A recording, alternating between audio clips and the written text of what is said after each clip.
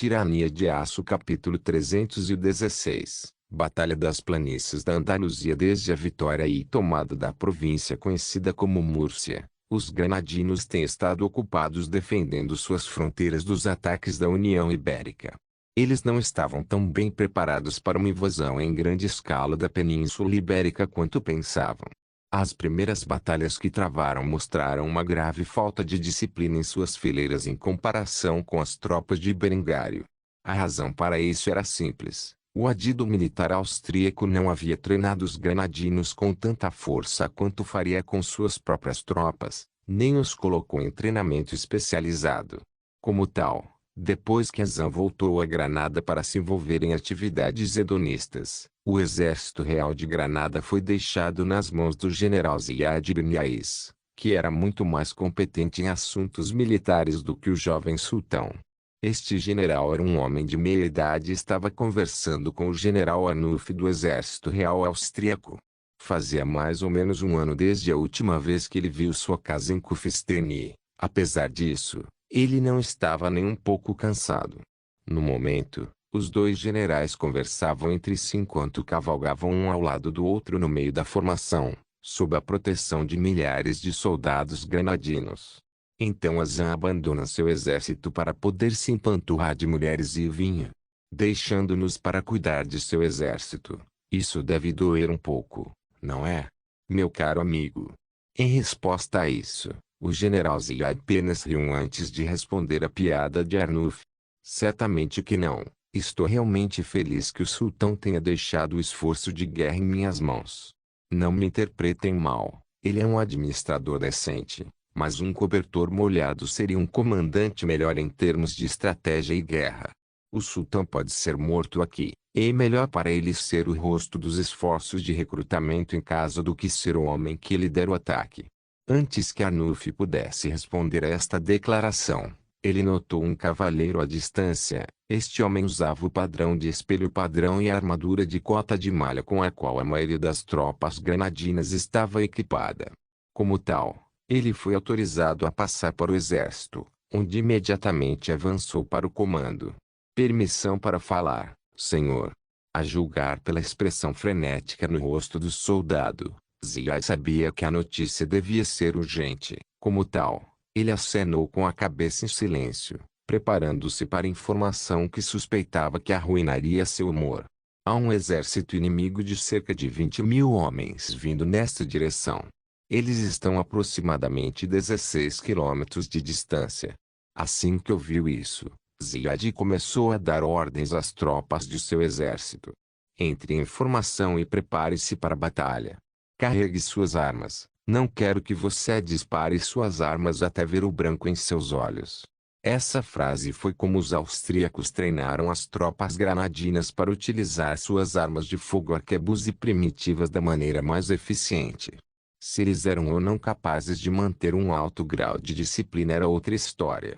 Assim, as tropas granadinas, fossem elas de infantaria, artilharia ou cavalaria, rapidamente começaram a carregar suas armas com os meios de que dispunham. Depois de fazer isso, eles começaram a formar fileiras e esperar a chegada do inimigo. Depois de algumas horas, as forças inimigas chegaram e, quando fizeram, ficaram chocados ao ver o exército granadano esperando por eles. O exército ibérico era composto principalmente pela Ordem dos Cruzados, conhecida como Ordem de Calatrava, mas também havia algumas unidades da União Ibérica entre suas fileiras de Castela. Esses soldados tornaram-se cada vez mais conscientes das vantagens e limitações das armas granadinas. Como tal, eles instantaneamente começaram a atacar os arquebusiers de forma suicida, na esperança de colidir com eles antes que pudessem recarregar suas armas.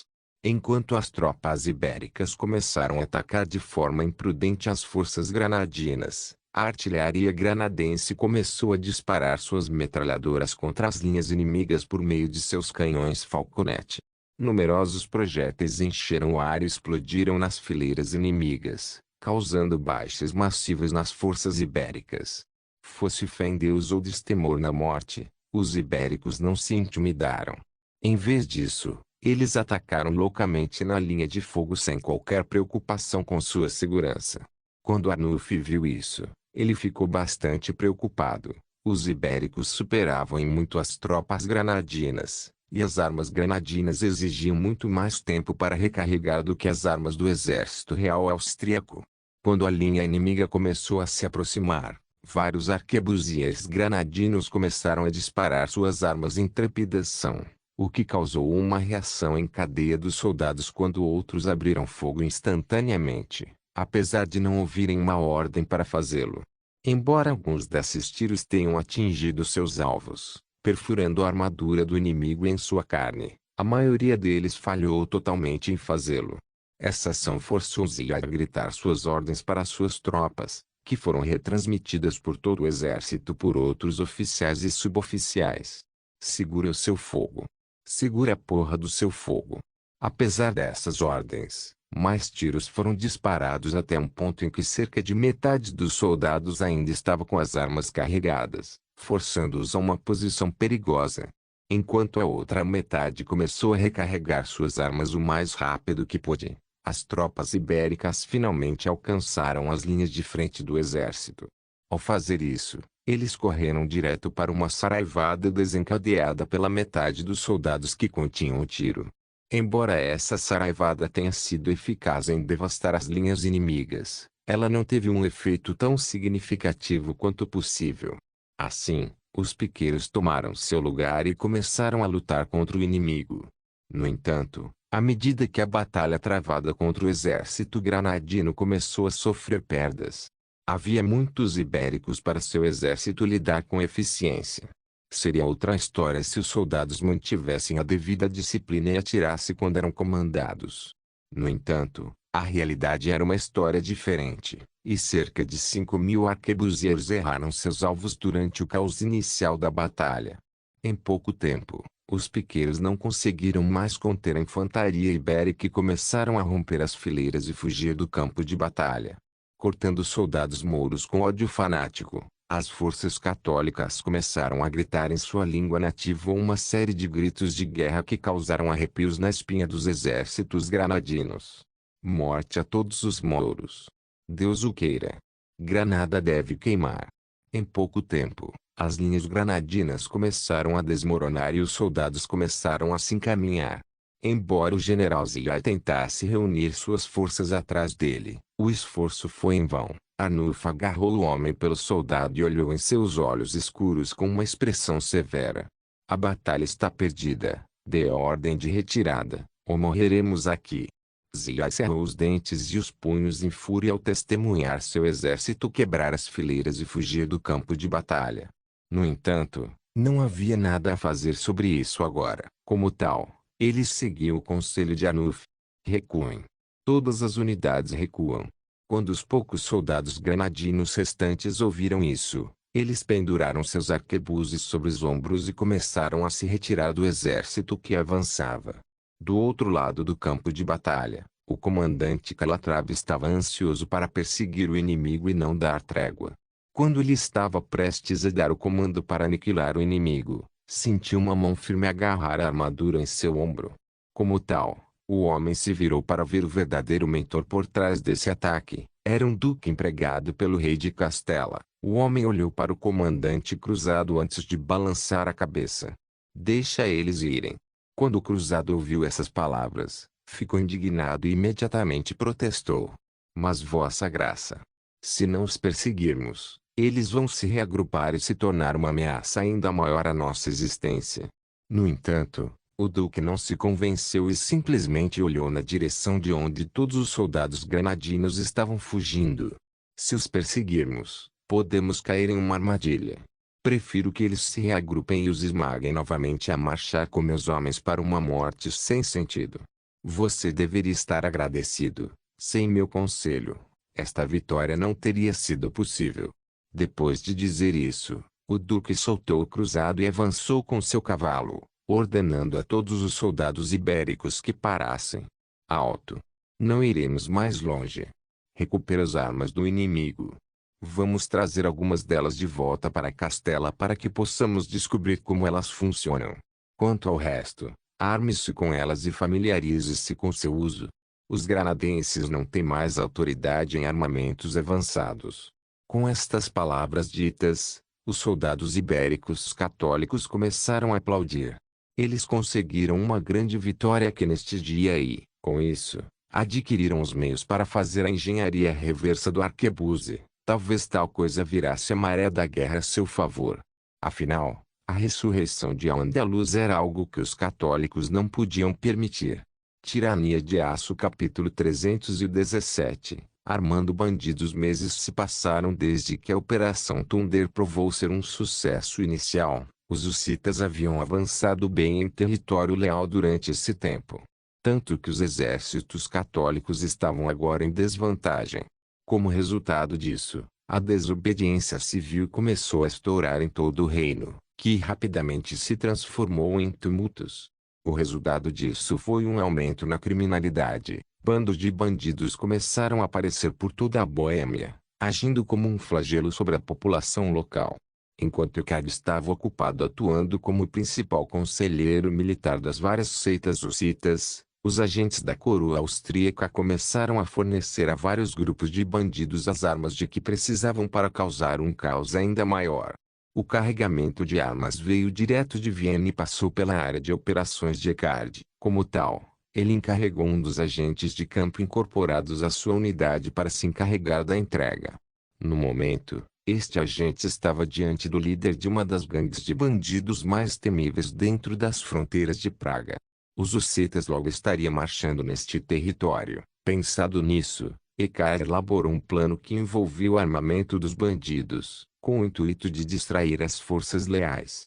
O agente enviado para fornecer esses criminosos estava parado em uma floresta fora de uma vila que fica dentro dos limites da cidade de Praga. O homem na frente do agente atendia pelo nome de Radovan Donal. Ele era um indivíduo particularmente turbulento, um criminoso condenado disposto a usar a violência para atingir seus objetivos. Como tal, ele e sua gangue de bandidos eram candidatos ideais para armar com canhões de mão.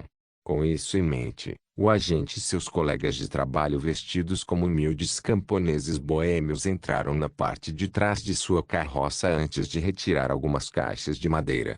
Depois de usar um pé de cabra para abri-los, os canhões de mão primitivos se revelaram. O agente, cuja identidade estava encoberta por um capuz, retirou as armas de fogo do container e as entregou a Radovan e seus homens. Ao fazer isso, ele falou com um sotaque boêmio perfeito. Estes são os canhões de mão padrão que foram recuperados dos hussitas derrotados. Você carrega a pólvora no cano, seguida do projétil, onde você o embala com um pedaço de pau. Depois de fazer isso, você coloca um pouco de pólvora numa panela, onde você acende com fósforo de queima lenta. Enquanto o agente dizia isso, ele demonstrava o uso da arma. Após chegar ao fim do processo de carregamento, que durou cerca de 1 minuto, um forte eco ressoou na floresta quando a arma descarregou seu projétil, que se cravou em uma grande árvore a cerca de 3 metros de distância. Depois de testar a arma com sucesso, os outros agentes voltaram para a carroça e retiraram vários outros caixotes cheios de canhões de mão, bem como alguns barris. Alguns estavam cheios de pólvora, outros estavam cheios de projéteis como bolas de ferro. Tendo testemunhado a natureza destrutiva da arma e o processo de carregamento relativamente simples, um largo sorriso apareceu no rosto de Radovan. O homem estava com vários dentes faltando, resultado do número de brigas de bar que ele havia participado durante sua vida.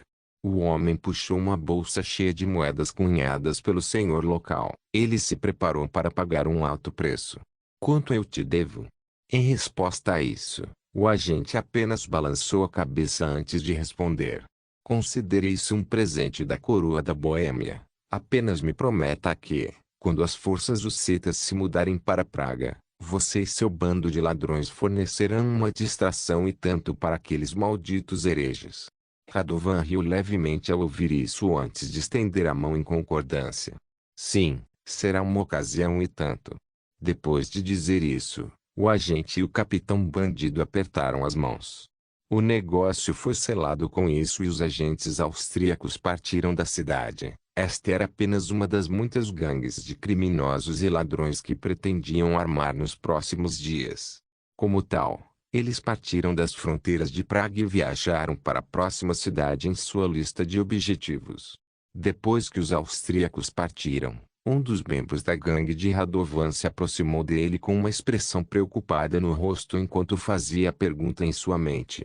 Nós realmente vamos ajudar a coroa? Somos todos homens procurados. Quem pode dizer se eles usam isso como desculpa para nos prender e nos executar? Em resposta a isso, Radovan cuspiu no chão antes de entregar o canhão de mão ao lacaio que fez uma pergunta tão estúpida. Prometi a eles que simplesmente faria uma distração contra os hussitas, não pretendo fazer nada além disso. Com essas armas, vamos intimidar os mercadores e os habitantes da cidade para que nos deem o que quisermos. Digo que é um preço razoável para pagar por tal poder destrutivo. Depois de ouvir isso, os bandidos que seguiram Radovan sentiram uma sensação de tranquilidade. Eles não desejavam ver os hussitas vencerem a guerra, mas também não desejavam que essa era caótica terminasse tão cedo. Havia lucro para assassinos como eles em tempos de guerra, e a melhor maneira de fazer isso era roubar cidades, caravanas e refugiados. Felizmente para eles, os austríacos forneceram-lhes os meios para fazê-lo de forma mais eficaz. Infelizmente para eles, eles não sabiam que agentes da coroa austríacos haviam fornecido. Em vez disso, eles acreditaram que foi a Boêmia quem lhes deu as armas. Assim, quando os exércitos da Boêmia finalmente os capturassem, eles ficariam completa e totalmente confusos sobre por que estavam sendo executados por agirem em nome da coroa da Boêmia. Enquanto isso, no vagão de suprimentos que havia começado a partir, outro agente puxou o capuz para baixo para revelar seu rosto bonito. Ao fazer isso, ela começou a questionar o líder de sua equipe pelas ações que eles haviam tomado naquele dia. Por que estamos fornecendo essas armas a um bando de ladrões e assassinos? O marechal enlouqueceu. Essas ações certamente causaram danos significativos ao povo da Boêmia. Quando o agente de campo líder ouviu essas perguntas, ele apenas bufou em resposta. Houve silêncio por algum tempo antes que ele revelasse seus pensamentos sobre o assunto. Não é segredo que nossos canhões de mão começaram a chegar às mãos das forças da coroa da Boêmia e de seus aliados cruzados. Afinal, eles foram capturados em batalha dos cadáveres dos soldados hussitas caídos. Não falo pelo Marechal Ricard, mas ele provavelmente está pensando que, ao vazar essas armas para criminosos, essas ações podem ser atribuídas à corrupção da coroa da Boêmia, e é por isso que nos apresentamos como seus agentes. Isso pode ser usado em esforços de propaganda para reunir o povo contra a Boêmia e seus aliados. Tal resultado seria desastroso. As pessoas já começaram a se revoltar em resposta à escassez de alimentos e às demandas excessivas das facções legalistas. Quando o povo ouvir que agentes corruptos da coroa distribuíram armas para bandidos por pagamento, eles usarão todos os meios que puderem para resistir abertamente à Boêmia e seus aliados. Quando isso ocorrer, desviará a atenção de nosso inimigo dos ataques de nossos aliados e os forçará a lutar em uma frente de duas guerras contra os hussitas e a população da Boêmia. Quando a guerra terminar, o povo boêmio receberá as tropas de Berengar como um meio de dar estabilidade às suas vidas. Ao ouvir isso, a gente começou a fazer beicinho. O Marechal Ricard estava disposto a causar tanto dano ao povo da Boêmia para inspirar um caos maior no reino do que já existia. Era simplesmente loucura em seus olhos. No entanto, ela era uma agente da coroa da Boêmia, levantada do status de órfã humilde para servir ao Estado. Portanto, apesar de suas reservas, ela cumpriria seu dever ao máximo de sua capacidade. Afinal, sem Berengário e suas reformas, ela provavelmente teria morrido há muito tempo. Ela devia sua vida à coroa austríaca e nunca pensaria em desobedecer ao Marechal Ricard porque considerava suas ações imorais. A Áustria estava em guerra e cercada por inimigos. Eles não tinham o luxo de travar uma guerra de maneira justa e justa. As ações dos agentes austríacos dentro da Boêmia acenderiam um fogo no coração da população boêmia contra seu rei e seus aliados. Em pouco tempo, a resistência de grupos de todas as ideologias diferentes se espalharia pelo reino, causando um grau de conflito ainda maior do que o já visto. Isso criaria a tempestade perfeita para Berengário usurpar o poder quando ele finalmente conseguisse garantir sua vitória sobre o Império. Tirania de Aço capítulo 318, Cisma Leste-Oeste. Bem no centro de Constantinopla, o imperador bizantino estava sentado em seu trono com uma expressão abatida. O homem estava à beira das lágrimas, mas não podia se permitir ser visto chorando como imperador. Como tal, ele fortaleceu sua determinação e continuou a ler a carta em suas mãos, escrita por seu filho Decentius. Aretas estava morto. De acordo com seu segundo filho, o homem havia morrido em combate contra as forças mamelucas no início da campanha. Desde então, Decentius liderou as tropas bizantinas à vitória no norte da África. A notícia da morte de um homem que era mais irmão do imperador Vetranis do que seus irmãos foi um grande choque para o homem. Com a morte dos strategos, muitas coisas ficaram certas, especialmente no que diz respeito às suas relações com o Ocidente. Notícias se espalharam para Constantinopla sobre a guerra da Áustria pela independência, que parecia favorecer o autoproclamado rei Berengar von Kufstein.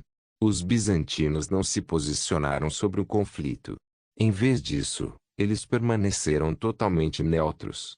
Afinal, Berengar era o maior fornecedor de armas e armaduras para o Império Bizantino. Embora tivessem começado a ter sucesso em replicar o arquebuse, a maioria de suas armas ainda vinha da Áustria. Enquanto isso, as relações com o Sacro Império Romano eram, na melhor das hipóteses, sustentáveis. Esta não foi a única razão para permanecer neutro na Guerra da Áustria pela independência. Havia uma questão de dívida significativa que a coroa bizantina tinha para com a Áustria devido ao acordo feito sobre o apoio ilimitado de armas. Aretas era o mentor de todas as negociações com a revista Rei do Ocidente. Sem ele, seria difícil manter o relacionamento amigável que os bizantinos tinham com seu devedor. Se ele enviasse o diplomata errado para continuar negociando, isso poderia significar a ruína das finanças do império. Perder seu ajudante e confidente mais próximo, que era o padrinho de seus filhos, era uma coisa. No entanto, as ramificações de tal ocorrência foram suficientes para deixar o imperador paralisado de ansiedade. Além disso, tal tragédia ocorreu logo após o desaparecimento e morte presumida de sua filha. A única boa notícia que Vetranis ouviu no último ano foi que seu filho salvou a situação e começou rapidamente a reconquistar o Egito e a Líbia. Em pouco tempo, todas essas duas regiões cairiam nas mãos do Império Bizantino, e eles seriam capazes de pagar a enorme dívida acumulada com a Áustria. Com isso em mente, o idoso imperador bizantino suspirou pesadamente. Agora que sua aliança com a França havia desmoronado, sua próxima melhor opção era uma Áustria independente. Se Aretas ainda estivesse por perto, Vetranis tinha certeza de que o homem o aconselharia a estabelecer laços amigáveis com o jovem rei. Se ao menos Honoria ainda estivesse viva, o imperador Vetranis poderia considerá-la prometida à revista Rei da Áustria para consolidar uma aliança entre seus dois reinos. Claro, isso presumindo que Berengário estava disposto a romper o noivado com sua prima. Honoria era uma princesa imperial e ele não toleraria que ela fosse uma concubina. A Áustria provou ser uma potência militar e econômica como nenhuma outra. Mesmo agora a moeda básica do comércio internacional começou a mudar para o taler austríaco, tanto que alguns comerciantes que visitaram o império começaram a aceitar a moeda austríaca como única moeda, meio de cunhagem de seus produtos. Se os austríacos realmente se tornassem independentes e anexassem a Confederação Suíça, como proclamaram, o futuro seria brilhante para o jovem reino. Como tal, o imperador estava em uma encruzilhada. Por algum tempo, houve uma pressão significativa do Vaticano sobre a Igreja Ortodoxa para apoiá-los em seus esforços para combater a suposta heresia de Berengário. A tal ponto que o patriarca visitava Vetranis diariamente, insistindo em cortar o comércio com o autoproclamado Reino do Ocidente. Enquanto Vetranis pensava em tais assuntos, o patriarca de Constantinopla apareceu diante dele em seu grande salão. Quando Vetranis viu isso, ele suspirou pesadamente antes de falar seus pensamentos permitidos. Fale no diabo e ele aparecerá. Diga-me, Petrus, o que veio me pedir desta vez? Se for para cortar relações com a Áustria, minha resposta continua a mesma. Ao ouvir essa resposta, Petrus franziu a testa. As relações entre o Vaticano e Constantinopla estavam começando a se deteriorar rapidamente. Quanto mais o imperador hesitava em lhe dar uma resposta, pior ficava a situação. Se ele não fornecesse ao Vaticano o que eles queriam logo, um cisma em grande escala estava prestes a ocorrer sobre a questão da heresia de Berengário. Com isso em mente, o velho patriarca de Constantinopla começou a se dirigir ao imperador de maneira digna.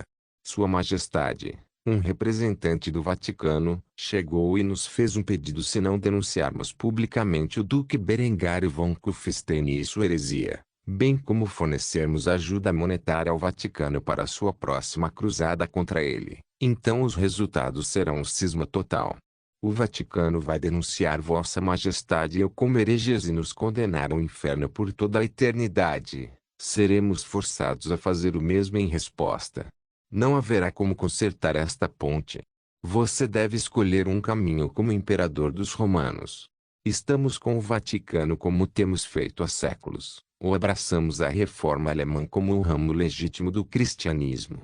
Em resposta a isso, Vetranis bateu repetidamente em seu apoio de braço enquanto pensava na melhor forma de lidar com a situação que se apresentava. No final das contas, ele não podia se dar ao luxo de denunciar Berengário. O homem tinha muita dívida contra ele. Com o licenciamento de corsários, a Áustria poderia facilmente prejudicar o comércio do império se eles renegassem o acordo. Assim como fizeram com o Sacro Império Romano, o poder da marinha austríaca não deveria ser subestimado. Embora o poder combinado do mundo católico possa ser suficiente para derrubar o grande exército de Berengário, levaria anos até que eles pudessem mobilizar totalmente suas forças e, a essa altura, o exército de Berengário poderia ter triplicado de tamanho, seria capaz de manter seu ter. Após consideração cuidadosa, Vetranis levantou-se de seu trono dourado antes de responder com um tom firme. Informe o Papa Lúcio que o império está com o rei Berengário e o reino da Áustria. Diga a esse tolo que sob a declaração do imperador de Bizâncio e do patriarca de Constantinopla, a reforma alemã é neste momento considerada um ramo legítimo do cristianismo. Ao ouvir isso, Petrus suspirou pesadamente enquanto esfregava as têmporas na tentativa de curar a crescente dor de cabeça. Embora ele soubesse que a riqueza e o poder da Áustria estavam se multiplicando rapidamente, apoiando-os abertamente, e sua chamada reforma alemã sem dúvida significaria guerra com o mundo ocidental. Tal coisa poderia ser desastrosa. No entanto, ele estava disposto a seguir a decisão do imperador Vetranis sobre o assunto e, como tal, curvou-se respeitosamente diante do imperador. Sim, Majestade, transmitirei suas palavras ao Vaticano. Espero que eles não reajam com muita dureza à nossa decisão, mas temo que isso crie uma brecha entre nós que nunca será consertada. Em resposta a isso, Vetranis simplesmente sentou-se em seu trono mais uma vez e descansou o rosto nas mãos. Ao fazê-lo, fez mais um comentário sobre como via o futuro. Com o surgimento da reforma alemã e outras semelhantes em toda a Europa, os dias do domínio papal chegaram ao fim. Eles são tolos demais para perceber que sua cruzada será o fim da autoridade católica como a conhecemos. Cuidar de Berengário ou de suas crenças religiosas, estou apenas escolhendo o lado vencedor. Com isso dito, o patriarca de Constantinopla foi demitido e Vetranis foi deixado sozinho mais uma vez quando começou a ficar deprimido pela perda de seu camarada. Oh, Aretas! Certamente, se você ainda estivesse vivo, você me aconselharia sobre tal curso de ação, não é? Com a saída de Aretas, a confiança do imperador em governar seu império efetivamente havia desmoronado. Sem o apoio do poderoso Strategos e seu carisma, Vetranis começaria a questionar todas as suas decisões. Com as escolhas feitas pelo imperador bizantino e seu patriarca subserviente neste dia, o cisma leste-oeste finalmente ocorreu. O ano de 1421 descer neste mundo marcaria para sempre a divisão entre a Igreja Católica Romana e as igrejas ortodoxas orientais. As razões que cercam esse cisma foram inteiramente o resultado dos efeitos de Berengário na linha do tempo. Se ele nunca tivesse subido ao poder e desafiado a autoridade papal, a probabilidade de tal divisão ocorrer seria pequena, provando assim mais uma vez que a existência de Berengário neste mundo mudou para sempre o curso de seu destino. Que efeito esse cisma teria sobre o crescimento e a prosperidade bizantina ainda não havia sido visto. No entanto, uma coisa era certa. Tais ações foram destinadas a gerar conflitos entre os russos e seus vizinhos na comunidade polonesa lituana. Mesmo Berengário não poderia prever as rápidas mudanças que ocorreriam na Europa Oriental por causa de suas ações. Tirania de Aço capítulo 319. As intenções de Dieger enquanto Berengário invadiu a Itália e a Confederação Suíça, a guerra em curso na Alemanha nunca cessou suas atividades. Duque Dieger estava atualmente em um dilema. Ao longo dos anos, ele compensou suas perdas na Áustria com o recrutamento de camponeses para compensar o número de soldados mortos durante sua ocupação fracassada de seu vizinho do sul. Por mais de 2 anos, o duque bávaro estava em guerra com seus vizinhos do norte contando com seus recrutas e tropas aliadas para manter os luxemburgueses afastados. Para se abster de pagar a Berengário as reparações que devia ao povo austríaco, o duque enviou um enviado dizendo que não seria capaz de cumprir seus pagamentos e, em vez disso, pagaria em uma única quantia no prazo acordado. Dieger não tinha a intenção de pagar a Berengário, ou ao povo austríaco, uma quantia tão irracional de dinheiro, reparações por ações tomadas durante a guerra. Que tipo de estipulação era essa? Foi simplesmente irracional. No entanto, seu general concordou com os termos e retirou totalmente as tropas bávaras do solo austríaco no prazo designado. Ao fazer isso, ele comprou para a Baviera 5 anos de paz com seu vizinho do sul em rápida expansão. No momento em que o duque bávaro estava sentado em seu castelo em Munique, cercado por seus ministros, um tópico de discórdia parecia invocar a ira de todos os presentes. Um de seus ministros estava praticamente cuspindo enquanto gritava suas opiniões sobre o assunto em questão. Berengar não pode ser autorizado a alcançar a independência. Ao reivindicar-se rei da Áustria, ele se declara independente do legítimo rei da Alemanha, nosso suzerano Duque Dieger. A Áustria é um vassalo da Alemanha em primeiro lugar, e todos os duques do reino alemão deveriam se opor a isso. Ao ouvir isso, outro homem falou em um estado igualmente furioso. Os austríacos ficaram muito convencidos, o que lhes dá o direito de se declarar um reino independente. Digo para estabelecermos uma trégua temporária com os luxemburgueses e marcharmos para a Áustria, mostrando a este rei arrogante o seu lugar neste mundo. O fato de que meu filho de um barão humilde pudesse ascender a uma posição tão prestigiosa é um insulto a todos os nobres proeminentes nas regiões de língua alemã. Tendo ouvido esta declaração estúpida, Duque Dieger bateu com o punho no braço em um ataque de fúria. Ao fazê-lo, chamou a atenção de todos os seus conselheiros que estavam presentes em seu grande salão. Dieger olhou furiosamente para aqueles ao seu redor como se estivesse olhando para um bando de idiotas. Depois de fazer isso ele falou abruptamente e alto enquanto castigava o ministro por sua estupidez. Ninguém dá a Berengar o direito de se declarar rei, ele o toma à força. Enquanto enfraquecemos nossos exércitos com anos de conflito por um título sem sentido e sem autoridade genuína, Berengar centralizou o poder sobre o seu estado enquanto expandia seu poderio militar e econômico. Pelo amor de Deus! Nossos comerciantes começaram a utilizar a moeda austríaca porque é tão pura. Em comparação, o dinheiro de nosso reino é dado aos senhores individuais para cunhar e é degradado a tal ponto que seriam necessárias dezenas de milhares, se não centenas de milhares de nossos pfennigos para dar conta de um de seus talheres. Se ganhássemos esta guerra, e a Áustria ainda fosse subserviente ao nosso governo, que tipo de piada eu seria como o suposto rei da Alemanha? O poder está certo. Berengar tem o poder de se declarar rei. Inferno, o homem a ganhar uma guerra com o império para estabelecer sua capacidade de fazê-lo. Qual de vocês tem confiança para se declarar independente do imperador em Florença? Se algum de vocês acha que devemos nos alinhar com os luxemburgueses e marchar sobre a Áustria, você deve se retirar deste conselho e apresentar sua renúncia. Eu não preciso do conselho de tais tolos. Esta afirmação foi, sem dúvida, dura.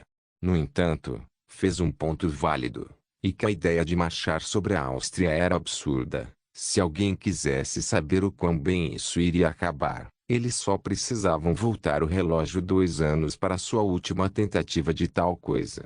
O ministro que havia proposto tal ideia alguns minutos antes tinha uma expressão feia no rosto.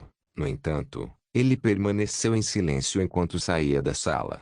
Após sua partida, Didier olhou para seu conselho com um olhar igualmente perverso enquanto expressava seus pensamentos a seguir. Alguém mais tem outras ideias brilhantes? Por algum tempo, houve um silêncio constrangedor na sala enquanto os conselheiros se esforçavam para apresentar uma sugestão sobre como lidar com o crescente poder da Áustria, bem como o impasse que vinha se desenrolando na linha de frente da guerra com o Luxemburgo. Depois de um tempo, um dos homens presentes começou a falar. Ele era o marechal do reino e sabia como resolver a situação com seus inimigos do norte. E se usássemos o dinheiro que devemos pagar a Berengário para contratar mercenários para lutar contra os luxemburgueses e seus aliados? No momento, não estamos nem mesmo fazendo nosso esforço de guerra, se não encontrarmos uma solução para nossos problemas de tropas em breve. Então nossos aliados começarão a se sentir pressionados e retirarão seu apoio. Depois de dizer isso, os conselheiros presentes começaram a debater sobre a credibilidade de tal ideia. Primeiro, o primeiro-ministro a se manifestar expressou suas preocupações sobre o assunto. Se Berengário descobrisse sobre a riqueza que estivemos escondendo e que a gastamos com mercenários, ele poderia ver isso como uma provocação e marchar com suas tropas para nossas terras. Não poderíamos durar o inverno se ele conseguiu fazer uma coisa dessas. Embora tenha feito uma observação válida, nem o Duque de Eger nem o Marechal ficaram alarmados com essa possibilidade. Antes que eles pudessem explicar por que esse era o caso, outro ministro rejeitou as preocupações do homem por eles. Berengar está no meio de uma guerra com Sua Majestade Balsamo Corsini e seus aliados suíços. Levará algum tempo até que ele seja capaz de marchar com tropas para nossas terras, esses dois teatros. Não temos que nos preocupar com essa possibilidade. O que temos que nos preocupar é o fato de que, se não encontrarmos uma maneira de enviar mais tropas, nossos aliados nos abandonarão. Embora o ministro que tinha suas preocupações sobre irritar os austríacos não estivesse totalmente convencido, ele também não podia argumentar contra esse ponto. Como tal, ele manteve silêncio sobre quaisquer outras objeções que pudesse ter. Depois de um pouco mais de discussão, o plano de ação foi aceito por Duque de Eger e, assim, ele fez uma declaração ousada. Envie a todas as companhias livres que pagarei uma bela quantia em ouro a quem lutar pela Baviera. Quero que esse impasse seja quebrado na primavera para que possamos avançar para o norte da Alemanha. Depois que isso foi dito, o Duque de Eger dispensou seus conselheiros, deixando apenas seu marechal para trás. Os dois homens tinham um assunto sério para falar que Didier não queria que os outros conselheiros ouvissem. Depois que todos estavam fora de cada tiro, o Duque da Baviera fechou a porta atrás deles, suspirando pesadamente antes de falar. Se não fizermos algo sobre a ascensão de Berengário ao poder, em menos de 3 anos, estaremos enfrentando um exército com o qual não podemos lutar. É melhor esses seus mercenários vencerem este conflito pela coroa da Alemanha antes disso, ou então não teremos tropas nem riqueza para lutar contra a Áustria. Em resposta a isso, o marechal sorriu com confiança ao garantir ao duque seu sucesso futuro. Não se preocupe, Vossa Graça, com a adição desses mercenários aos nossos exércitos. Tenho total confiança em ser capaz de quebrar esse impasse na primavera e marchar sobre a capital do inimigo dentro de 2 anos. Até então, você pode tomar toda a Alemanha para si mesmo e, ao fazê-lo, levante um exército que possa lutar contra a Áustria. Berengar von Kufstein pagará por humilhar a Baviera. Depois de ouvir isso, um sorriso perverso se formou no rosto de Duque de Eger. Ele não podia perdoar o jovem arrivista do sul por esmagar seus exércitos tão completamente. Só havia uma resposta para tamanha audácia: a guerra. Enquanto Berengar lutava com o imperador e suas forças pela independência, os outros ducados alemães começaram a conspirar contra ele, afinal declarando a Áustria como um reino independente. Berengar basicamente deu um tapa na cara do resto da nobreza alemã. Para tal, a guerra era o único resultado. Mal sabiam eles que era exatamente isso que Berengário desejava.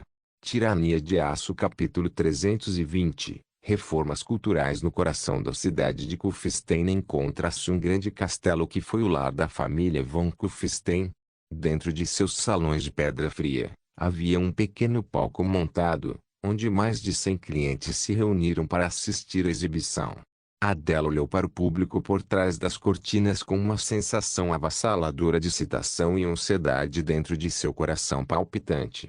Há anos, Adele se surpreendia a cada visita a Kufstein. A primeira vez que entrou na região, não passava de uma pequena cidade agrícola.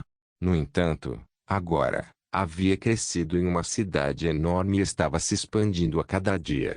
No entanto, apesar do crescimento maciço da cidade, ela era deficiente em várias áreas, pelo menos na opinião sincera de Adela. Embora Berengar há muito tivesse começado a patrocinar artistas, atores e músicos para financiar alguma cultura na Áustria, a capital do reino carecia de locais para esses tipos criativos exibirem seu talento. Com isso em mente, a garota de 15 anos sentou-se no banco, no centro do palco que havia sido montado no castelo Kufstein. Ela havia decidido que, enquanto seu noivo estivesse fora lutando em uma guerra pela independência de sua nação, ela iniciaria o processo de avanço da cultura na cidade de Kufstein, esperando que ela se espalhasse para a Áustria como um todo. A multidão reunida diante dela era composta por mais de 100 homens e mulheres, principalmente entre as fileiras da nobreza local. Eles olharam em silêncio para a bela jovem enquanto ela começava a tocar uma música que ela havia criado para expressar as dificuldades em seu relacionamento com o homem que ela amava. Em particular, essa música girava em torno da tristeza que ela sentiu enquanto ele estava na guerra, deixando-a para trás esperando por seu retorno seguro. A triste canção ecoou no ar do local, enchendo os nobres e mulheres de emoções complicadas enquanto ouviam a jovem dedilhar as cordas de seu instrumento como um anjo que chorava dos céus. Enquanto Adele tocava a harpa com talento magistral, uma bela jovem ficou ao lado dela e cantou a letra que Adele havia escrito. Esta mulher era uma talentosa cantora do povo comum que estava entre os muitos músicos que Berengar patrocinou durante os últimos anos. Sua requintada voz de alto fluía perfeitamente com os instrumentais de Adele enquanto ela pronunciava cada palavra sem falhas. Seu tom de voz expressava perfeitamente a letra solitária que Adele havia escrito, enchendo a plateia com a mesma sensação de abandono que a menina sentia toda vez que pensava em Berengário e como ele estava longe de seu abraço. Em pouco tempo, a música chegou ao fim, e o silêncio prevaleceu entre o público antes que eles explodissem em aplausos estrondosos. Vários outros membros ansiosos da multidão aplaudiram os artistas que apresentaram uma música tão bonita e comovente. Depois que o pequeno show acabou, Adele e a cantora começaram a falar para a multidão reunida. Eles divertiram seus convidados por algum tempo com sorrisos graciosos antes de todos partirem, deixando Adele e a cantora sozinhas olhando para o palco com relutância. Pode-se dizer que este pequeno concerto foi um sucesso retumbante, e nem Adele nem a cantora desejaram deixá-lo passar tão rapidamente. Apesar disso, as duas mulheres acabaram se olhando nos olhos com uma sensação semelhante de excitação. A cantora logo se aproximou de Adele e abraçou com força antes de agradecê-la. Obrigado por esta oportunidade. Você não tem ideia do quanto isso significa para mim. Com isso, posso finalmente ganhar a vida com a minha música e não mais vagabundear com a generosidade do seu noivo. Adele deu um lindo sorriso enquanto acenava com a cabeça antes de responder ao elogio da mulher. Com o seu talento, isso não será um problema. O problema é que simplesmente não há muito em termos de locais para músicos como você. Vou falar com meu pai sobre isso e ver se podemos construir um grande concerto-salão para que todos os músicos dentro de Kufstein possam ter uma vida adequada e compartilhar seu trabalho com o povo. Depois de ouvir isso, a jovem acenou com a cabeça e sorriu antes de responder à afirmação de Adela. Isso seria maravilhoso. Se seu pai não quiser aprová-lo, podemos apenas esperar até que o rei Berengário retorne. Tenho certeza de que ele ouvirá seu conselho sobre o assunto. Obrigado por fazer isso por nós. Embora o King custeou o sustento de todos os artistas, atores e músicos da cidade, seria ótimo se pudéssemos sobreviver por conta própria. Quando Adela ouviu isso, ela balançou a cabeça em silêncio. Ela também era uma musicista talentosa. No entanto, ao contrário daqueles que Berengário apoiou, ela era uma nobre do mais alto calibre e estava destinada a se casar com o rei da Áustria. Como tal, ela não poderia fazer carreira profissional tocando sua harpa. Por fim, a cantora percebeu as horas no relógio e percebeu que deveria voltar para casa. Como tal, ela abraçou Adela e agradeceu mais uma vez antes de sair do local. Obrigado novamente. Agradeço a oportunidade. Depois de dizer isso, a jovem deixou Adela sozinha, onde a adolescente olhou mais uma vez para o palco com um sorriso amargo. Ela esperava que um dia todas as grandes cidades da Áustria tivessem um local para os artistas exibirem seu talento. Com isso em mente, a jovem beldade deixou o local e dirigiu-se ao escritório de Berengário, onde seu pai certamente trabalhava arduamente. Seria melhor discutir suas ideias com o chanceler da Áustria o mais rápido possível. Assim, quando ela chegou à porta, Adela fortaleceu sua determinação antes de bater na porta 3 vezes. Imediatamente depois de fazer isso, Adela ouviu a voz familiar de seu pai atrás da porta, chamando-a. Você pode entrar. Ao ouvir isso, Adela abriu a porta onde seu pai Otto olhava com carinho.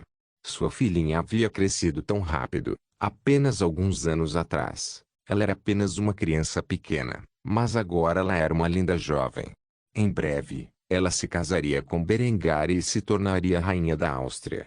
Com isso em mente, ele perguntou a Adela por que ela havia se intrometido em seu trabalho. Em que posso ajudá-la, menina? Adela respirou fundo antes de exalar, acalmando os nervos em seu coração ao expressar seu desejo de iniciar uma mudança cultural no reino da Áustria para seu pai, o chanceler. Eu vim até você para fazer um pedido, não apenas em meu nome, mas para todas as pessoas de Kufstein. Acho que seria melhor se começássemos a construção de algumas locações para os artistas, atores e músicos que Berengar tem, patrocinados ao longo dos anos para mostrar seu talento em troca de remuneração. Eu estava pensando em construir uma série de grandes espaços, como uma sala de concertos, um teatro e uma galeria de arte. Acho que seria adequado para o povo de Kufstein gastar parte de seu dinheiro suado em entretenimento e cultura. Poderíamos até ajudar os chefes locais fazendo com que eles fornecessem algum tipo de comida e bebida para os convidados, por uma pequena taxa, é claro. Quando Otto ouviu isso, ficou bastante chocado. Ele nem havia pensado nisso como uma possibilidade. Nem Berengar expressou seus planos de longo prazo para apoiar financeiramente os artistas, atores e músicos na Áustria. Afinal, um bom grau de despesa estava sendo feito para pagar a esses tipos criativos um salário digno para que eles pudessem continuar a desenvolver suas habilidades. Otto pensou por alguns momentos antes de um sorriso caloroso surgir em seu rosto. Os benefícios de tais locais eram numerosos. Não só poderia atuar como um meio de entretenimento para apaziguar as massas, mas também poderia ser usado como uma forma de espalhar a propaganda austríaca para o povo da nação. Além dessas duas coisas, criaria outra forma de receita para estimular a economia. Assim, o chanceler estava inteiramente de acordo com as ideias de sua filha. Como tal, Otto acenou com a cabeça e concordou com os termos de Adela. Que ideia esplêndida! Vou começar a esboçar os planos imediatamente. Amanhã me reunirei com os arquitetos para discutir a viabilidade de construir tais estruturas. Quando Berengário voltar da guerra, ficará extremamente satisfeito com os resultados e mais importante, ele ficará grato por suas contribuições. Adela sorriu ao ouvir isso. Por muito tempo, ela havia feito muito pouco para sustentar seu homem. Depois de todo esse tempo ela finalmente descobriu uma maneira de fazer isso. Adela desejava se tornar o rosto das reformas culturais da Áustria e se tornar a arquiteta por trás delas. Com isso em mente, ela curvou-se graciosamente para seu pai antes de partir. Obrigado, pai. Se não houver mais nada a discutir, voltarei para meus aposentos por enquanto.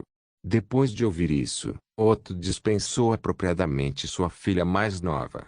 A partir daí, começou imediatamente a redigir a papelada necessária para custear as referidas mostras culturais. Com o influxo de prata e ouro italianos transportados para o Tesouro Real Austríaco, não havia necessidade de se preocupar com as despesas com tais coisas. Não se esqueça de deixar o link de se inscrever no canal. Caso queira contribuir de alguma forma com o canal, entre em contato comigo pelo Instagram do canal. O link do Instagram do canal estará na descrição do vídeo. Por favor, certifique-se de verificar meus outros vídeos. Tenho certeza que você vai gostar deles. Solém irmãos.